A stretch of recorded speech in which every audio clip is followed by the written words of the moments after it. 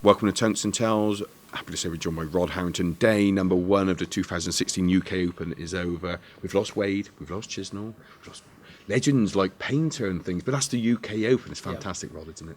It is. I mean, it's one of the tournaments that the fans, the true dart fan, really love, and especially the people that come and watch it live, because we've got 8 dart boards in one room, then we've got board 2 that's in a like a little club area. It reminds me of the Circus Tavern as it happens, and then we've got the main arena here, so they can go and watch their favourites, and they can go and watch other people that they've never even heard of throw some great darts, because we've seen some exceptional darts today by a lot of people. It's different to all the other events. The boys have come in from the Premier League last night and straight into a bit of a brawl, really. Yeah, it is. And say, obviously, James suffered away from the main stage because he's lost to a player, Mensah, who is he's not under the radar anymore. So that's a tough draw. James wouldn't have wanted that, would he, in his first match here this year? No, I mean, Mensah beat James a little while ago. Like Gary Anderson, they find it hard to get into their rhythm when you've got a really slow player. And I didn't watch the game, but I probably expect that Mensah slowed him up even more.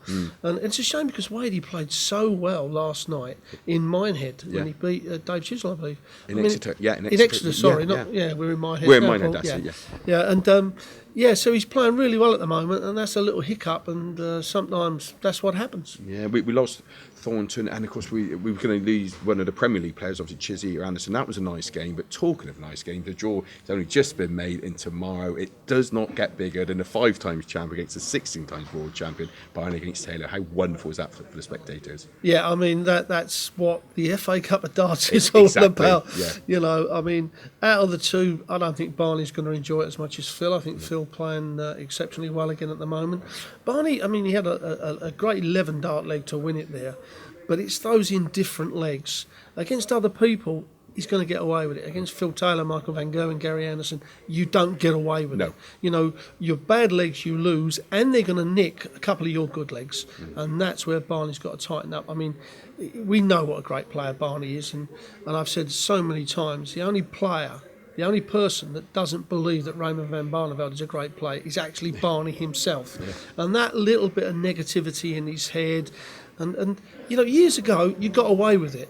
Now you don't. No. You're scrutinised by all the TV and the players. It's such the ability in depth now that you get punished by everybody.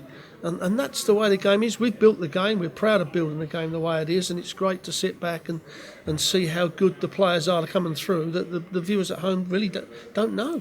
Very much, and it's great to see the players stood around Michael now watching the draw for round 4. That's great. Rod, if you were playing here in this tournament, would you want to be on the main stage in this Skyline Pavilion, or would you like to be out on board number 8 on the centre stage? I mean, I did play in one of them in the later days of my career, but I'd just literally come out of operation of a knee. But I'd be on the main stage because in my prime, I believe that I was a big stage player, and I could be a little bit intimidating, so I'd want to play whoever it was on that main stage, especially if it weren't one of the other big players, because then you can intimidate people, and we see it all the time. I see it with my son this evening, the noise, and then you get a senior pro going up there, bang, bang, hitting that treble 20, and they're standing behind you and they're thinking, oh my God, is it that treble 20 again and again?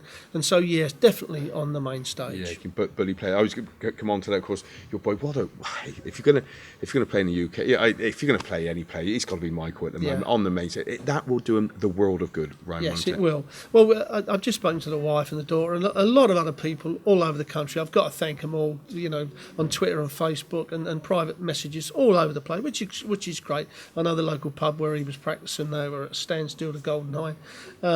But he come in. I said, look, come in and win your £1,500, and then you go from there. You take, and he did that. He won his first 2 games, so he's walked away with £1,500. Nice. Not a bad day's wages, to be quite honest. I don't want to play darting, so I'm not taking a pay cut, Paul. But that's besides the point. But then people say, God, it's a bad draw. No, it weren't a bad draw.